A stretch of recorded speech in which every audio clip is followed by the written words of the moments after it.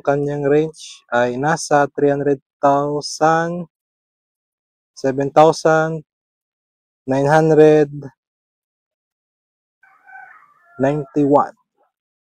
ang kanyang odometer range.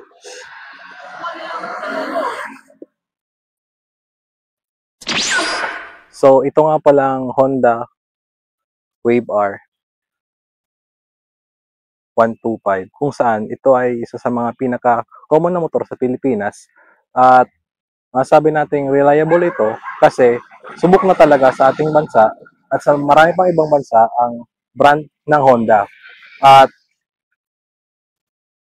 isa na dito ito sa mga most common. At ang Honda Wave R ay matagal na sa amin, mga 6 years na ito at palagi namin siyang ginagamit at birilo lang kanyang maintenance na at least mga nasa 200 lang kasi ang ginagamit namin ditong oil ay murang-mura lang at hindi namin hindi na ano hindi naman kailangan na masyadong expensive yung cost nito kasi hindi naman to kagaya ng mga big bike na mga 1,000 plus ang mga kailangan nilang mga maintenance na pera. Mga 200 lang talaga. Hindi nasasagad sa 1,000. Siguro, ma-maintenance ka lang dito ng 1,000 plus kapag papalitan na yung kanyang kadena at ang kanyang kadena at kanyang sprocket.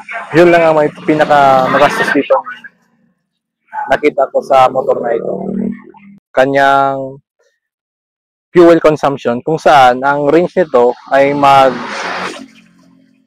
nag-range ng 60 kilometers at kung saan maraming motor ang walang ganitong range kumpara sa iba, mga 50 lang, 30, 40, siya ay may maximum range na 60 kilometers. Pero depende pa rin yan sa paggamit natin kasi ang paggamit ng mga motor, pwedeng maging fuel consumption ng motor kapag binibilisan mo talaga ang pagbomba mo sa motor kaya malilimit yung maximum range nito. Depende sa iyong paggamit talaga. At isa pa, masyadong magian lang tong motor na to. Nasa 80 kilograms category lang siya.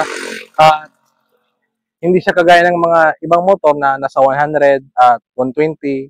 Siya ay nasa 80 kilograms lang. Pero meron pa man mas mababa pa dito. Pero hindi ko lang alam kung kapares niya yung fuel consumption. Kasi yung ibang motor, magaan lang kasi maliit lang yung kanyang body frame at pero yung kanyang makina, baka mas malaki pa dito sa motor nito.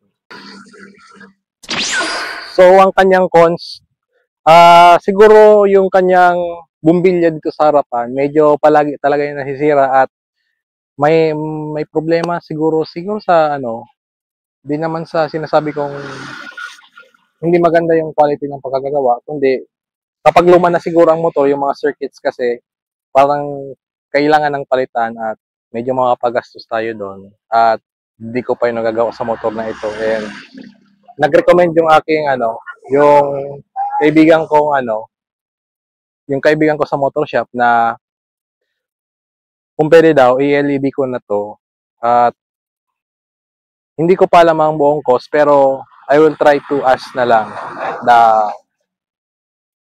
the shop kung meron sila or kung hindi naman kung wala naman sila ng available na LED na ilaw ay maghahanap na lang ako sa online.